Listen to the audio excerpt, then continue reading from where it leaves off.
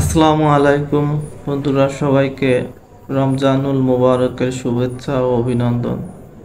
পবিত্র মাহে রমজান আমাদের মাঝে আগমন করছেন আমাদের ধৈর্য, সুখ, শান্তি, সমৃদ্ধি এবং আল্লাহর নৈকট্য লাভের জন্য।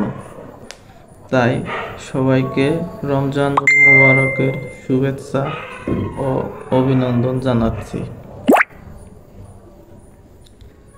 মুসলিম শরীফ ও বুখারী শরীফের হাদিসে বর্ণনা করা হয়েছে, যে ব্যক্তি সওয়াবের আশায় আল্লাহর সন্তুষ্টির জন্য পবিত্র মাহে রমজানের রোজা পালন করবে, আল্লাহ তাআলা তার পিছনের সব গুনাহ মাফ করে দেবেন।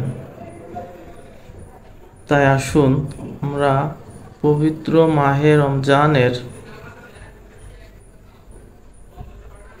ওসিলায় আমাদের জীবনের পূর্বের সমস্ত গুনাহগুলোকে মাফ করে নিই এবং সুন্দরভাবে রমজানকে পালন করি, যাতে আমাদের ইহকালে সুখ, শান্তি, সমৃদ্ধি এবং পরকালে আল্লাহর সন্তুষ্টি লাভের মাধ্যমে জান্নাতে যেতে পারি।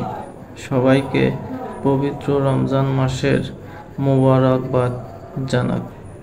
রাসূল সাল্লাল্লাহু আলাইহি ওয়াসাল্লামকে কোনো একদিন এক সাহাবী জিজ্ঞেস করেছিলেন, হে আল্লাহর রাসূল, আমরা কি রমজানের সেহরি খাওয়ার জন্য শেষ সময়ের জন্য অপেক্ষা করব? তখন রাসূল সাল্লাল্লাহু আলাইহি ওয়াসাল্লাম বলেছিলেন, অবশ্যই তোমরা শেষ সেহরির জন্য অপেক্ষা করবে। এটা তোমাদের জন্য বরকতময়, কল্যাণকর সময়। পবিত্র মাহে রমজানের রোজা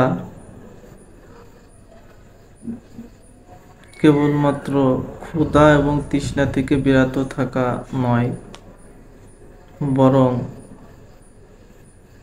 নিজের হৃদয় এবং আত্মাকে প্রশুদ্ধ করার একটি মাধ্যম। মহান আল্লাহ তাআলা রব্বুল আলামিন পবিত্র মাহে রমজানের মাধ্যমে আমাদের হৃদয় এবং আত্মাকে প্রশুদ্ধ করার তৌফিক দান করুন। সকলে বলি আমিন। ধন্যবাদ সবাইকে এত সুন্দর সময় দিয়ে আমার এই ভিডিওটা দেখার জন্য। সবাইকে অশেষ ধন্যবাদ। আসসালামু আলাইকুম রাহমাতুল্লাহি বারাকাতুহু। মাহে রমজানের শুভেচ্ছা ও মোবারকবাদ।